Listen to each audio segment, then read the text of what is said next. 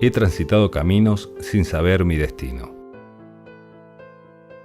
Encontré signos que me llevaron a descubrir símbolos en el marco del lenguaje de la arquitectura.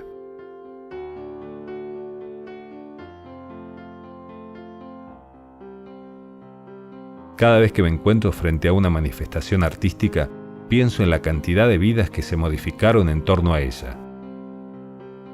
Pienso en las necesidades concretas, sin dejar de lado lo intangible, eso que no es más ni menos que la confirmación del alma.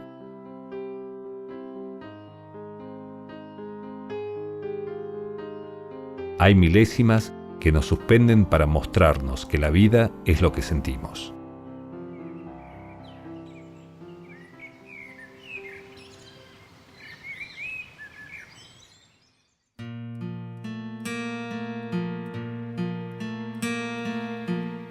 Hoy voy a descubrir un lugar en donde su principal atractivo está vinculado al paso del tiempo.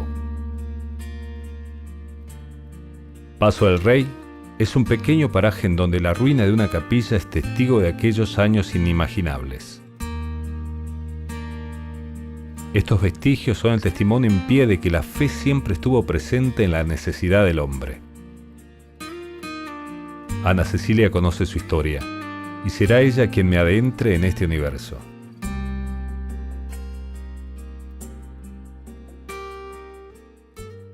¿Cuál es la historia de la capilla del Paso del Rey?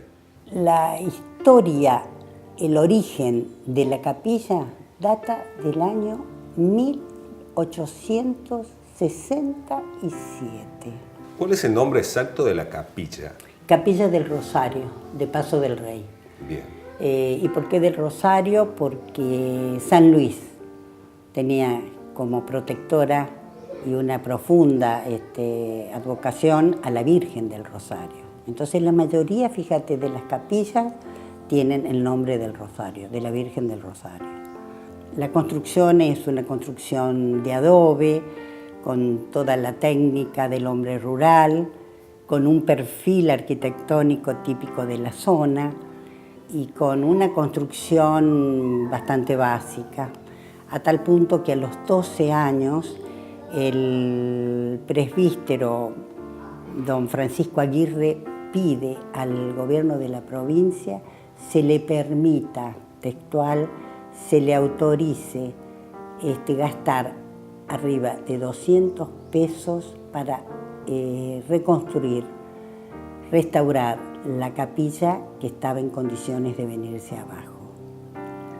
2 años después, el gobernador, consciente de la problemática, ya que era un centro importante, conformaba y se acercaban todos los habitantes de la zona, era la única capilla que existía por allí, entonces cree conveniente conformar una comisión que se dedique a juntar fondos y hacerse cargo de la obra.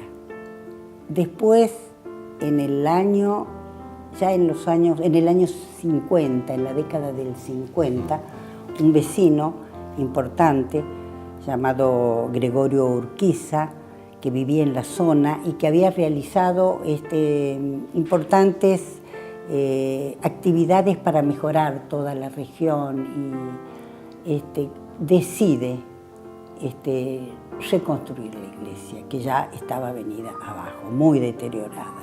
Y él de su propio peculio la construye y logra que Monseñor Di Pascuo vaya al lugar y oficie un acto religioso, una misa, donde se hace una fiesta popular importantísima, donde asisten todos los habitantes de la región. ¿Cuáles son las características arquitectónicas de la capilla?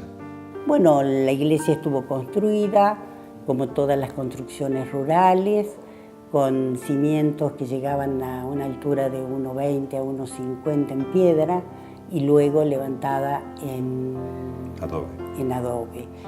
Y revocada con el mismo material y luego pintada. Ah, ¿estaba pintada? Estaba pintada. Cuando uno va, encuentra donde todavía está el adobe, el revoque, uno puede ver los distintos colores por donde pasó por la donde pintura. se ha ido pintando y recuperando la imagen. Bueno, es un nicho, el altar es de material y el nicho de la Virgen está sobre la pared. Eso se conservaba, creo que se conserva todavía. Sí. El piso, te quería comentar, era de tierra pisonada. Luego de sacar los escombros de todo el material que cayó, se encontró el piso original. Bueno, la capilla contaba con una sacristía, ingresando a la mano derecha, junto al altar. Era techo de 2 aguas, con cabreadas de madera y techos de paja. El lugar es maravilloso. Sí, bellísimo.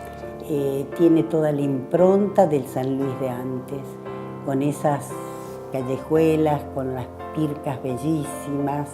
Creo que es un espacio que tiene la belleza de que está implantada en un lugar maravilloso, maravilloso, y la riqueza del saber popular.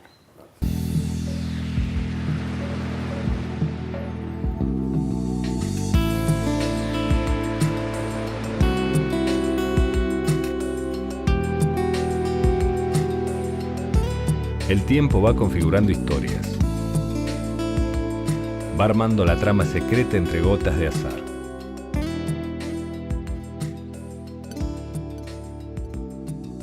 Néstor entiende este oficio de investigar y narrar.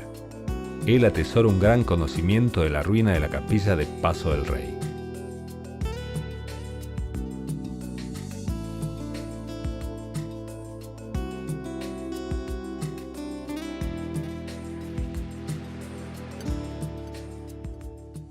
¿Cómo se inicia Paso del Rey? Y Paso del Rey es justamente un paraje por donde cruzaba el camino que iba de San Luis a la zona de Santa Bárbara, que se llamaba, que es el actual departamento San Martín. Ese camino es un camino real, por eso también se le llamaba Camino del Rey, y de ahí viene el nombre Paso del Rey. Porque había otros pasos que uno podía cruzar en mula o a caballo, ¿cierto?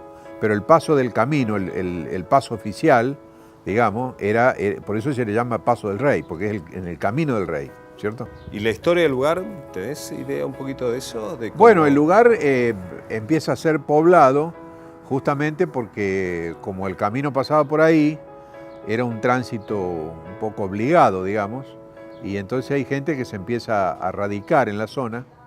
Entonces esa zona se va a convertir en una zona proveedora de la zona minera que está al lado, cuando se descubre el oro en Carolina, Cañada Honda.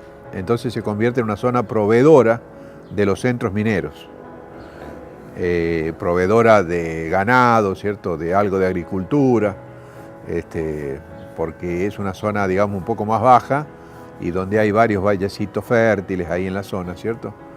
Entonces eso es lo que va a levantar la zona. Y de ahí, bueno, tiene un avance, después de las guerras civiles, un avance, una etapa de prosperidad, que esa comunidad que va creciendo se va a nuclear y va a largar la propuesta de construir una iglesia en la zona, ¿no? Este es un poco el origen de la capilla, que se concreta aproximadamente en 1864, por ahí se inaugura esa capilla, ¿no? Y después, en Paso del Rey, después ¿cómo fue la situación en cuanto a este declive que tuvo el pueblo, digamos? Bueno, yo entiendo que le pasó a muchas localidades del interior y de esa zona, que el minifundio, o sea, el reparto de las propiedades, más en una zona que no era muy productiva, claro, con mucha piedra, con mucha problemática, digamos, de inviernos duros, ¿cierto? Y más todavía cuando viene la llamada conquista del desierto, 1880, ajá, o sea, si en unos 20 años, 30 años después de que se inaugura la capilla, mucha gente fue a buscar hacia el sur, le brindaba horizontes, digamos así, de progreso y de prosperidad y de avance personal, que los que podía tener quedándose en ese lugar. Claro. Esa es un poco la problemática de fines del siglo XIX, que hace que después ya la localidad entre en decadencia, ¿no? Pero hay testimonio, por ejemplo, hay algún dato de que había una cancha de carreras en el lugar, y esto quiere decir que la población cada tanto se nucleaba ahí, había carrera de caballos, y era un lugar, digamos, donde había toda una actividad social, ¿no? Social, Claro, se reunían algunas pulperías o... también había... Sí, había ahí un pequeño núcleo urbano, sí. Ah.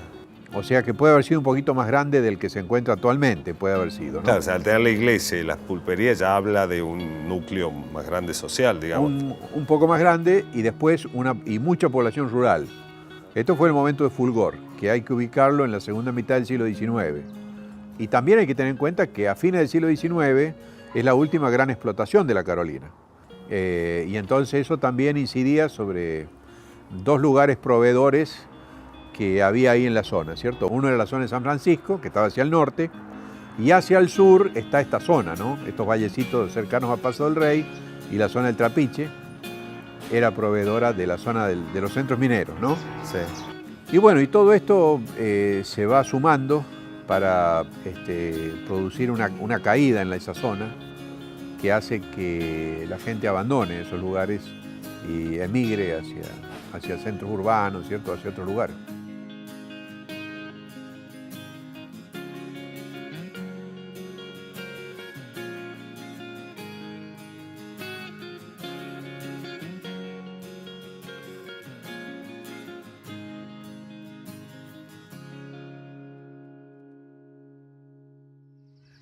Me gusta pensar en la fragilidad como un estado latente al posible cambio.